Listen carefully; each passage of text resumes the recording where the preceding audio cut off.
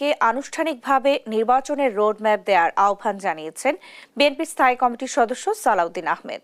এদিকে ছাত্রদের নতুন দলে কোনো রাজনৈতিক দর্শন দেখা যাচ্ছে না বলে মন্তব্য করেছেন রুহুল কবির রিজভী। সাবরিনা মজুমদারের রিপোর্ট। শনিবার দুপুরে রাজধানীর কাকরাইলে আইডিইবিতে গণতন্ত্র পুনরুদ্ধার সংগ্রামে দেশনেত্রী বেগম খালেদা জিয়া এবং তারেক রহমানের ত্যাগ ও নেতৃত্ব বিষয়ক আলোচনা সভার আয়োজন করে ন্যাশনালিস্ট রিসার্চ ফাউন্ডেশন। এ সময় নন্দিত নেত্রী খালেদা জিয়া বইয়ের মোড়ক উন্মোচন করা হয়। অনুষ্ঠানে দেশ ও জনগণের বিরুদ্ধে যে ষড়যন্ত্র চলছে তা রুখতে সকলকে একসঙ্গে কাজ করার তাগিদ দেন বক্তারা। আমাদের মাসের পর মাস, বছরের পর বছর এইভাবে ডিবিতে নিয়ে যে রিমান্ডে নিয়ে আমাদের উপর এমন কোন অত্যাচার নাই যা করা হয় নাই, কিন্তু কর্মসূচি প্রত্যাহার তো পরের কথা।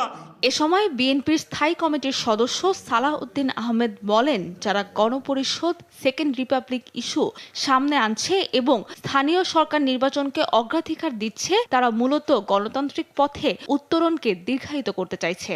চলতি মাসেই জাতীয় নির্বাচনের রোডম্যাপ ঘোষণা করা না হলে গণতান্ত্রিক শক্তিগুলো বসে করণীয় ঠিক করবে বলে জানান তিনি।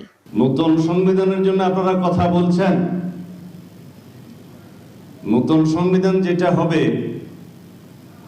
সেটা সংশোধনের মাধ্যমে ব্যাপক সংশোধনী প্রস্তাব আপনারাও তো দিয়েছেন সংস্কার কমিশনে, আমরাও দিয়েছি। নতুন রাজনৈতিক সম্পর্কে বিএনপির সিনিয়র যুগ্ম মহাসচিব রুহুল কবির রিজভী বলেন, তাদের মাঝে কোনো রাজনৈতিক দর্শন দেখা দিচ্ছে না। যে একটা রাজনৈতিক দর্শন দিয়েছে, আজকে অনেকে রাজনৈতিক দল করছেন, সমস্ত কিছু করছেন। আমি কালকে নতুন যারা দল করেছেন তাদের ওখানে উপস্থিত ছিলাম, অনেক ভালো ভালো কথা তারা বলেছে রাষ্ট্র সম্পর্কে, এ সম্পর্কে, কিন্তু একটা পলিটিক্যাল ফিলোসফি কিন্তু আমি পাইনি। রিজভী আরও বলেন, যদি আওয়ামী লীগ নির্বাচনে অংশগ্রহণ করে তবে সেটি হবে রাজনৈতিক কৌশলের ব্যর্থতা। সাবরিনা মজুমদার, দেশ টিভি, ঢাকা।